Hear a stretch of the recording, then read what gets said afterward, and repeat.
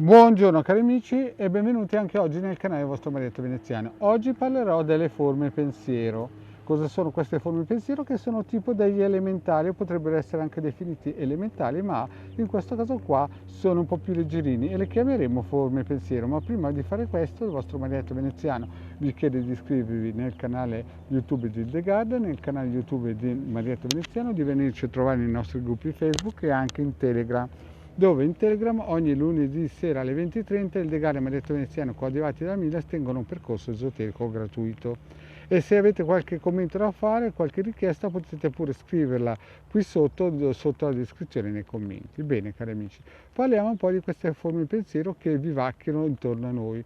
Dove vengono create? Vengono create con i nostri pensieri alla radice del naso, vicino al terzo occhio. Queste forme di pensiero possono avere qualsiasi tipo di appunto pensiero, scopo, però alcune volte diventano ossessive e quando diventano ossessive creano proprio delle entità che circolano intorno a noi. Se noi non gli diamo cibo, ovvero noi non le alimentiamo con i nostri pensieri ripetitivi come un loop, queste forme di pensiero chiaramente dopo un po' svaniscono. Altrimenti loro escono da noi, girano intorno al nostro corpo e rientrano da porta astrale posteriore della nuca e entrano dentro di noi e in un certo senso ci vampirizzano, ci costruiscono dentro di noi dei piccoli castelli indistruttibili che poi prenderanno il comando in alcuni momenti della nostra vita. Chiaro che queste forme di pensiero, se qualcuno sa come innescarvele e mettervele dentro, vi preda, diventano praticamente come dei predatori. Ad esempio, e ne parlerò fra un attimino, i narcisisti sono dei campioni a fare queste cose qua. Ma anche noi da soli ci facciamo queste forme di pensiero che, se continuiamo a alimentarle con le nostre paure o con i nostri dubbi, creano dentro di noi questi parassiti e quindi praticamente si nutrono di noi. Se noi li tagliamo, nel senso tagliamo questa forma pensiero, chiaramente queste moriranno e se ne andranno e si scioglieranno.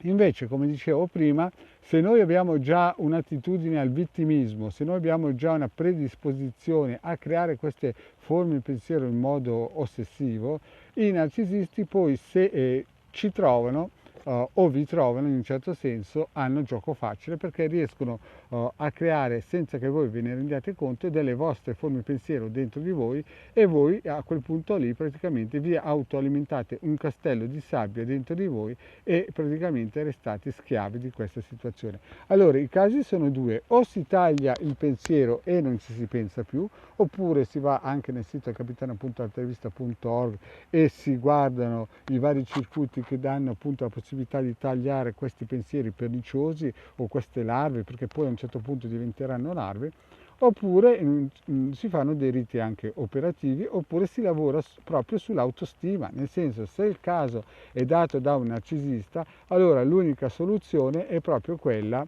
di far crescere, prima tagliare questi pensieri e poi far crescere la propria autostima. E questo è un lavoro chiaramente lungo, non è un lavoro che si può fare in 448, ma bisogna lavorare costantemente ogni giorno su nuovi pensieri e su proprio la nostra autostima.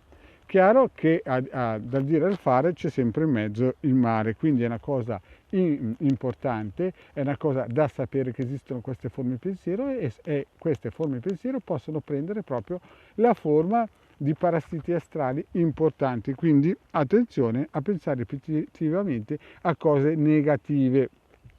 Poi è vero che ci sono cose negative che bisognerebbe pensarci e molta gente non ci pensa proprio perché è parassitata da forme di pensiero troppo ottimiste, troppo vogliamoci troppo bene, arrivano gli angeli colorati, arrivano gli extraterrestri, la quinta dimensione, il salto quantico, insomma hanno tirato fuori con questa New Age tante forme di pensiero che hanno un involucro con un bel fiocco ed è tanta bella carta colorata, ma dentro c'è tanta cioccolata.